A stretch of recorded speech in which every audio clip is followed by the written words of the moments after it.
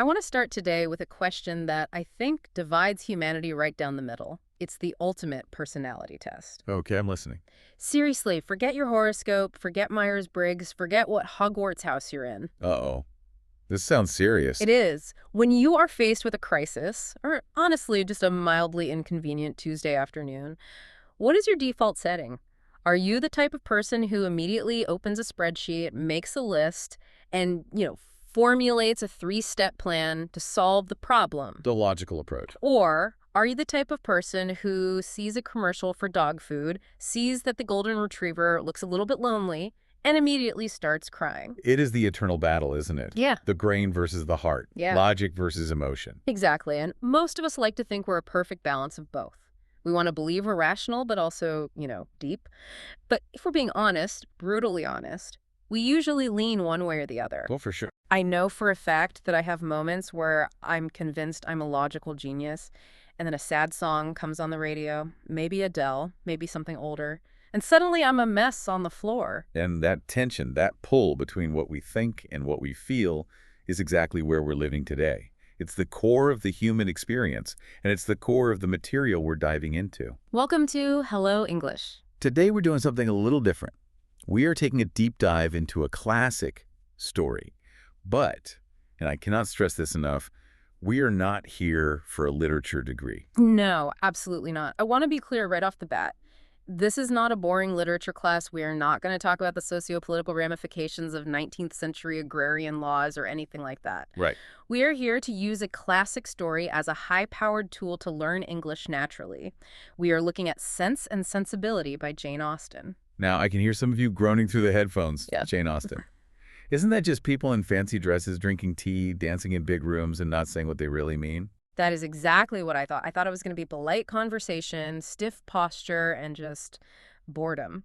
But we've been analyzing a breakdown of this book by two English speakers, Emma and Daniel, and let me tell you, this book is actually a soap opera. It is so messy. That's messy. It really is. It's got everything.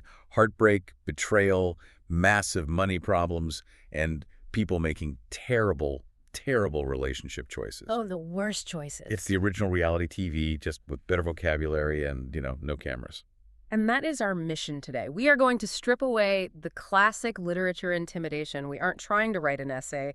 We are going to focus on the real-life vocabulary hidden inside this story. Exactly. We're talking about words for relationships, for messy emotions, for money, and for those moments when you just don't know what to do with your life. The goal here is to help you express those complex feelings in English. Right. We want to move beyond the basics. I am happy or I am sad. Those are fine. But we want to get into the juicy stuff. How to talk about instincts, reputation, financial stress, and what happens when you fall for the wrong person. So settle in. We are going to deconstruct the title, analyze the characters, and my favorite part, we're going to have a workshop on some common grammar mistakes that even advanced learners make. Oh, yes. The good stuff. This isn't a lecture. It's a toolkit for understanding the drama of life in English. Let's start right at the top. The title, Sense and Sensibility. It sounds so intimidating, doesn't it? Sensibility is one of those words that feels like it has 6 syllables and belongs in a dusty library. It does. When I first saw it, I honestly wasn't sure what it meant compared to sense. It can be confusing for non-native speakers, and honestly for native speakers too, because the definitions have shifted slightly over time. But let's break it down the way our sources, Emma and Daniel, did. It's actually very straightforward once you crack the code. Okay, so let's crack it. Let's start with the first word, sense. When we say someone has sense, or when we talk about common sense, what are we actually saying? We're talking about logic, good judgment. If you have sense, you're using your brain. Your brain. You are looking at the facts, you are weighing the pros and cons, and you are making a decision that keeps you safe and stable. It's the cold, hard facts. Right. It's the voice in your head that says, okay, I know you want to buy those expensive shoes, but rent is due on Tuesdays, so maybe don't. Precisely. That is sense. Yeah. It is practical. Yeah. Now, sensibility is the tricky one. This is the one. A lot of learners see the word sense inside sensibility and think it means the same thing. They think, oh, it probably means being sensible. This is a massive false friend warning. Sensibility here doesn't mean being sensible or logical. In fact, it's almost the opposite. It's the complete opposite. Correct. In Austen's world, and in this specific context, sensibility refers to having strong emotions. It means being very sensitive, feeling things deeply, and often letting those feelings guide your actions completely. So, if sense is the brain, Sensibility is the heart. that's it. That is the core conflict. Brain versus heart. Logic versus emotion. Control versus impulse. It's interesting because visually the words look so similar, but let's look at the mechanics of this word because Emma and Daniel in our source material spent a good chunk of time here, and for good reason. Sensibility is a rhythm track. It is a rhythm trap. That is a great way to put it. A total rhythm trap. Because visually you see sense and you see ability. So your brain, your logical brain wants to say sensibility, like I have the ability to use sense. Right, and that's the logical way to break it down if you're reading it like a Lego set. Yeah. You break the bricks apart. Yeah. But English phonetics doesn't care about your logic. It cares about flow. If you say sensibility, you're putting a secondary stress on the first syllable. You're slowing the listener down. It sounds blocky. It sounds robotic. Hello, I have sensibility. Exactly. To get that fluid native sound, you have to completely crush that first vowel. It's not sense. It becomes sen. Sen, like the beginning of the word sent or sentient. Exactly. And then this is the secret sauce. The second syllable is a schwa. It's the lazy sound. Sa. Sensu. Sensu. You barely open your mouth. You just let a little air out. But then we hit the peak, the mountaintop of the word, the B-I-L. That's where all the energy goes. All of it. Explosive energy on the B-I-L. Sensu, B-I-L-A-T. The last two syllables just fall off a cliff. They don't matter. Let me try to mess it up first, just so we can hear the difference. Sensibility. Oof. I can hear the effort. It sounds like you're reading from a dictionary while holding a heavy box. Okay, now with the flow. Sensu, B-I-L-U-T. That was liquid. And notice, when you say it that way, the word doesn't just mean sensitivity anymore. It carries that 19th century elegance. It sounds like a word that belongs in a drawing room. I love that. So we have this title that literally sets up a boxing match between two ways of living.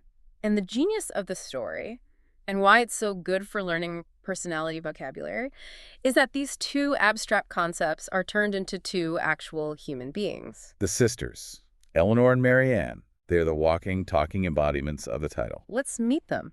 So, in the red corner representing sense, we have Eleanor. How would you describe her based on our deep dive? Eleanor is the grown-up in the room. Her adjectives are calm, practical, and controlled.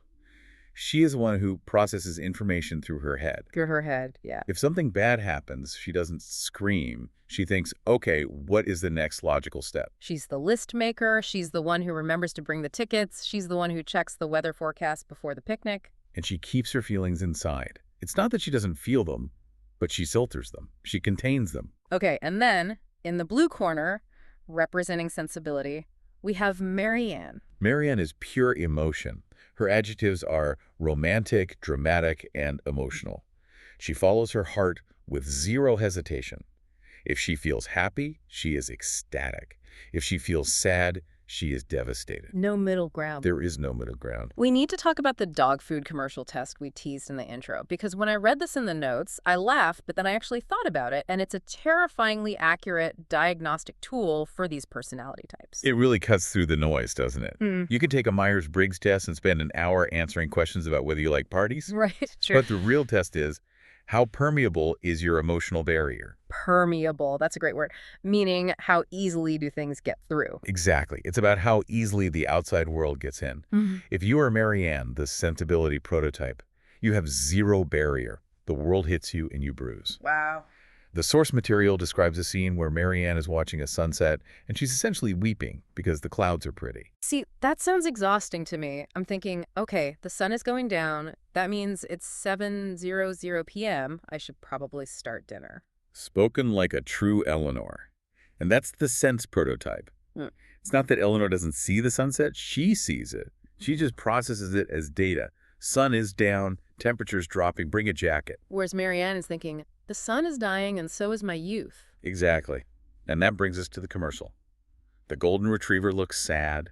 The music swells. It's always that acoustic guitar music in those commercials. It's designed to break you. It's emotional warfare. If you are Marianne, you aren't seeing a commercial. You are seeing a narrative of abandonment. You are projecting your own loneliness onto the dog. Oh, totally. You are buying the kibble not because the dog needs food, but because you need to fix the sadness in the world. So sensibility isn't just feelings, it's a lack of a filter. That is a brilliant way to put it. It is raw, unfiltered input. Everything just comes straight in. That gives us two really important vocabulary words for describing people in the real world: practical versus emotional. Yes.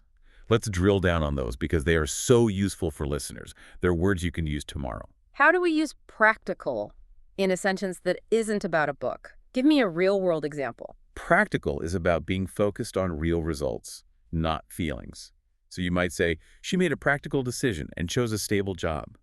It might not be her dream job. It might not be her passion. She might not love the color of the office walls, but it pays the rent and offers insurance. That is a practical choice. Right. It makes sense on paper. Exactly. Versus the emotional choice. What's that look like? He made an emotional decision and quit without a plan. He was angry at his boss, or he was bored, so he just walked out. He followed his feelings immediately without consulting his bank account. That is emotional. We all know people who fit these descriptions perfectly, and usually they are dating each other, which causes all the drama. Opposites attract, as they say. But in this story, the drama isn't just about personalities clashing. It's about survival. And this leads us to the plot and some very crucial financial vocabulary. Yes, let's pivot to the engine that actually drives this car.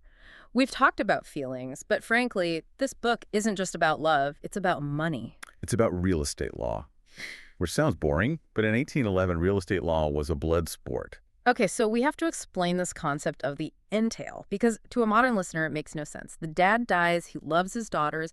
Why doesn't he just leave them the house? Why can't he just write a will that says, Eleanor and Marianne get the mansion? He literally can't. The source material explains this legal nightmare called an entailment. Basically, to keep aristocratic estates large and powerful, the law forbid breaking them up. The land had to go to the firstborn male. Even if the firstborn male is a complete idiot or a jerk? Even if he's the worst person on earth. Yeah. In this story, the estate goes to the half-brother, John.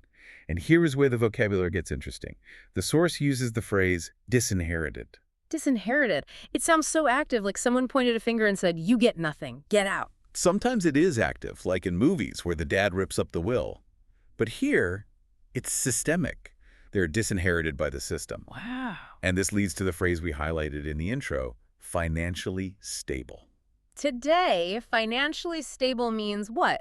You can pay your Netflix bill and put a little in your savings account. Right. It means comfort. It means not panicking when the car breaks down. But for Eleanor and Marianne, financially stable meant not starving in a ditch. We were talking about a drop from being the queens of the manor to potentially being destitute. Destitute. That means having absolutely nothing. Correct.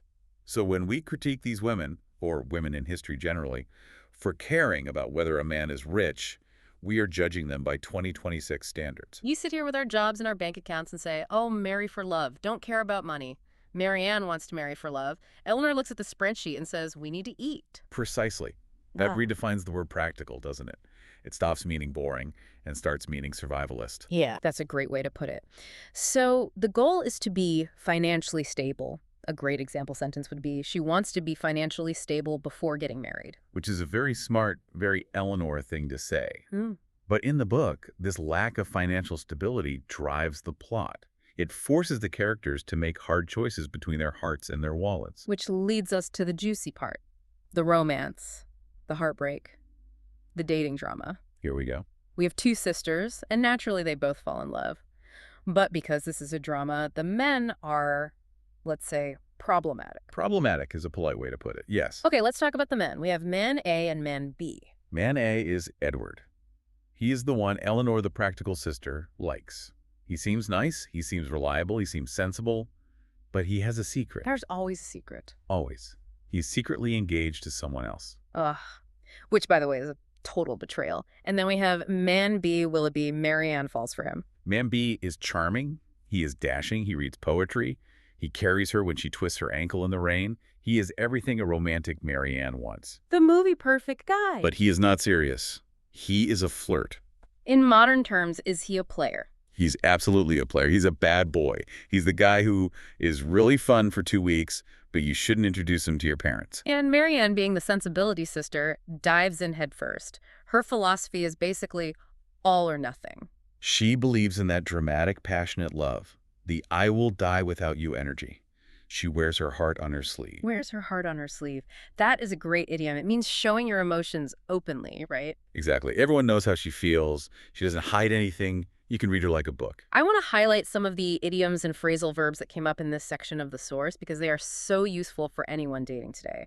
First one, fall for someone. This is the standard, natural way to say you are starting to love someone. You don't usually say, I'm beginning to love him in casual conversation. It sounds a bit clunky. Very clunky. You say, I'm falling for him. Why fall? What does that imply? It implies a loss of control, like falling down. You trip, you fall. You don't plan to fall, it just happens. I think I'm falling for her. And when that goes wrong, when you fall and no one catches you, you end up heartbroken. Heartbroken. It's a powerful word. It doesn't just mean sad, it means devastated. It means deep disappointment after love ends. Marianne gets her heart broken in a very public, very painful way. And this brings up a concept that the hosts Emma and Daniel discussed, which is very modern. Red flags. Yes, I love that they applied this modern term to a 200-year-old story. A red flag is a warning sign. It's something that tells you a person might be bad news. Okay, so let's list some modern red flags. What are some? If he won't let you see his phone, red flag. If he is rude to the waiter at the restaurant, huge red flag. Oh, massive. If he says all his ex-girlfriends were crazy. The biggest red flag. Run. Exactly. In the 19th century, the red flags were different. If he acts like he loves you but won't make eye contact with your mother, red flag. If he spends money he doesn't have, red flag. The lesson here is about ignoring those red flags. Marianne sees a guy who is exciting and handsome, and she ignores the fact that he's fundamentally selfish. This is where the idiom comparison comes in handy. Right. We have listen to your heart versus listen to your head. Marianne listens to her heart exclusively. She follows her emotions. Whereas if she had listened to her head, used her logic, she might have noticed that he wasn't actually committed to her. An example sentence here is perfect. I liked him, but my head said no. That is the internal conflict of sense and sensibility in one sentence. My heart said yes, but my head said no. I think we've all been there. Absolutely. It's the universal human condition. It's amazing how little has changed. I mean, we might have different technology, but the feelings are identical. That's why we still read it. But speaking of technology, let's connect this to modern life. The source material had a fascinating comparison between communication struggles then versus now. Oh, this was great. Because we think modern dating is stressful, right? Yeah. But imagine the stress of the 1800s. The anxiety of the past was defined by silence.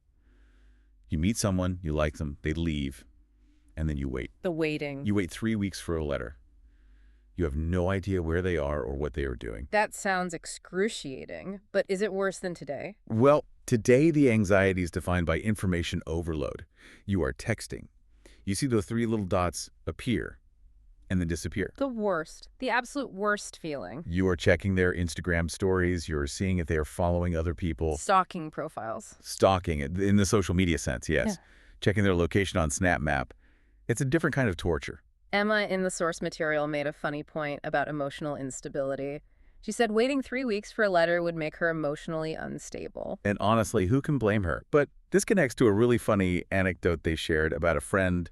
Let's call it the 2-day wedding story. Oh, I loved this. Listeners, pay attention because this is a story about what happens when you have too much sensibility and zero sense. So the story goes, a friend met a guy.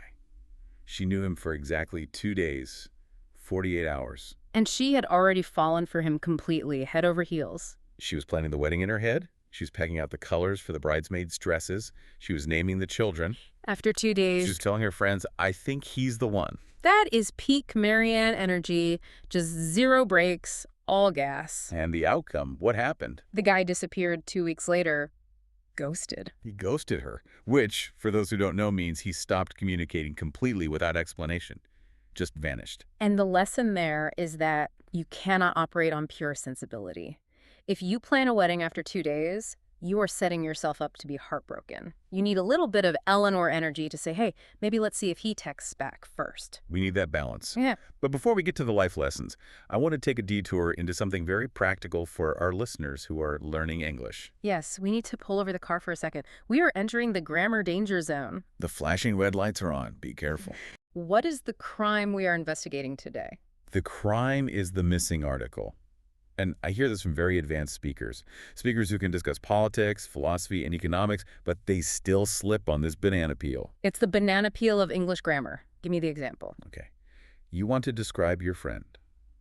She cries at commercials. She is emotional. So you say, she is emotional girl. She is emotional girl. I mean, I understand it. If someone said that to me, I would know what they mean. You understand it. But your brain, your native speaker brain, knows something is missing. It feels crunchy. Crunchy. I like that description. It's not smooth. The rule in English is strict. If you have a singular count, noun like girl, person, teacher, man, you must have a determiner. You cannot leave the noun naked. Naked nouns. We don't want that. Never. So you have two options. Option A, drop the noun, just use the adjective. She is emotional. That's perfectly correct. Simple, clean. Perfectly correct. Smooth, elegant.